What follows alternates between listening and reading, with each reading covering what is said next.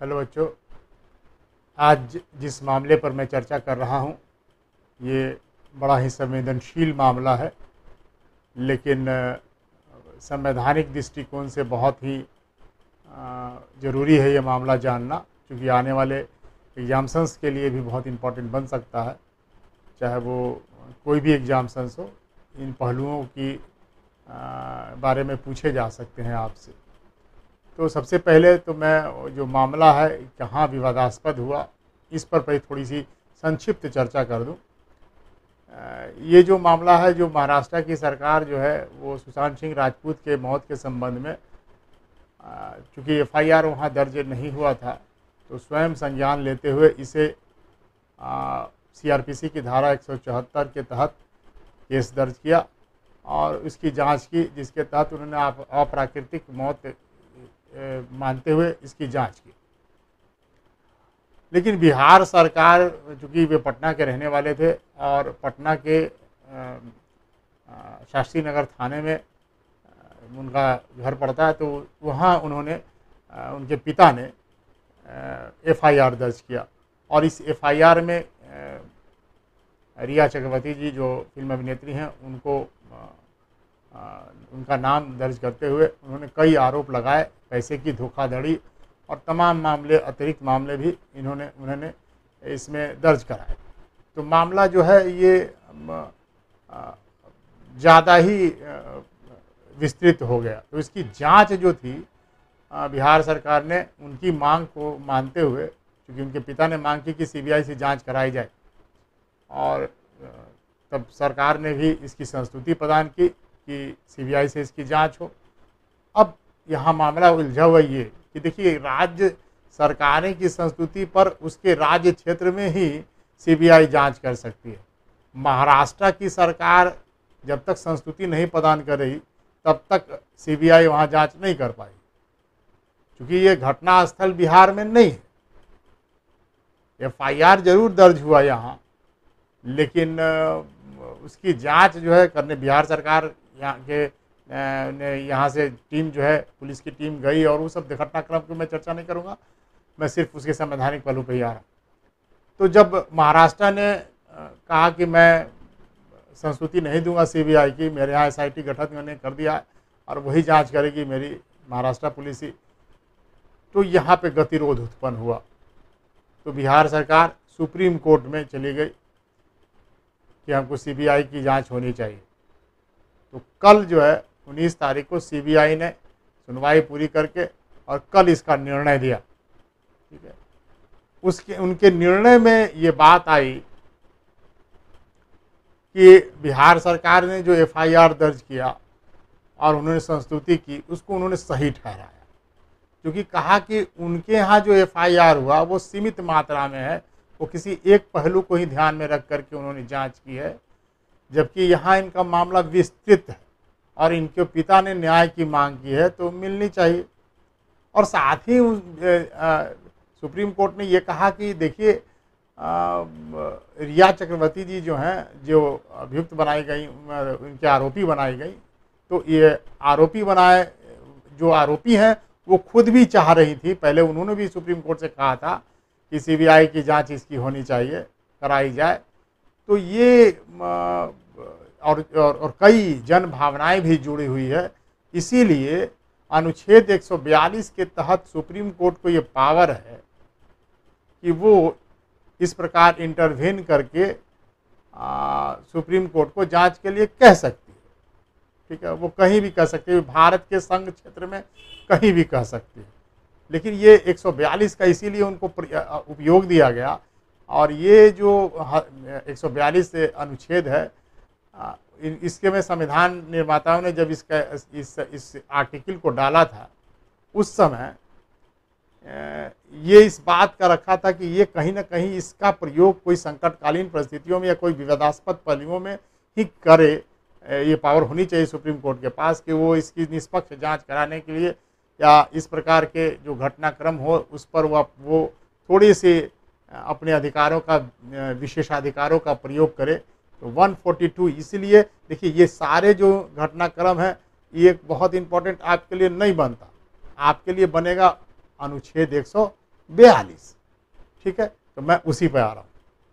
छेद 142 सर्वोच्च न्यायालय का वह साधन है, ठीक है, आपको एक 4 लाइन की मैं बता रहा हूँ, वह साधन है जिसके माध्यम से वह ऐसी महत्वपूर्ण नीतियों में परिवर्तन कर सकता है जो जनता को प्रभावित करती है। इसे न्यायिक संयम भी कहा गया है। अब आपसे इंटरव्यू वगैरह में भी पूछा जा सकता है कि न्यायिक संयम किसे कहते हैं। देखिए, ध्यान में रहेगा, ये इंटरव्यू में पूछा जाएगा निश्चित। और अगर कोई जो सेवा में है और इंस्पेक्टर वगैरह हैं, उनसे तो जरूर पूछा जाएगा, वो सारा प्रकरण विस्तृत से पूछा जाएगा। कौन कौन संवैधानिक पहलू है, ऐसे भी आर्टिकल 142 है तो संविधान के संबंध में है, तो किसी से भी पूछा जा सकता है। ठीक है, अपने न्यायिक निर्णय देते समय न्यायालय ऐसे निर्णय दे सकता है जो इसके समक्ष लंबित पड़े किसी भी मामले को पूर्ण करने के लिए आवश्यक हो, और इसके द्वारा दिए गए आदेश संपूर्ण भारत संघ में तब तक लागू होंगे जब तक कि इससे संबंधित किसी अन्य प्रावधान को लागू न कर दिया जाए। ठीक है, अब ये 142 में जो न्यायिक संयम की बात की गई है, तो पूछ सकते हैं न्यायिक संयम किसे कहते हैं, तो आप बोलेंगे न्यायिक संयम न्यायिक हस्तक्षेप की एक संकल्पना है जो न्यायाधीशों को उनकी स्वयं की शक्ति, न्यायाधीशों को उनकी स्वयं की शक्ति को सीमित करने के लिए प्रेरित करती है। अब देखिए, न्यायाधीश को अपने अधिकारों को सीमित भी करना, देखिए ये इसका धड़ल्ले से प्रयोग आप नहीं कर सकते अनुच्छेद 142 की।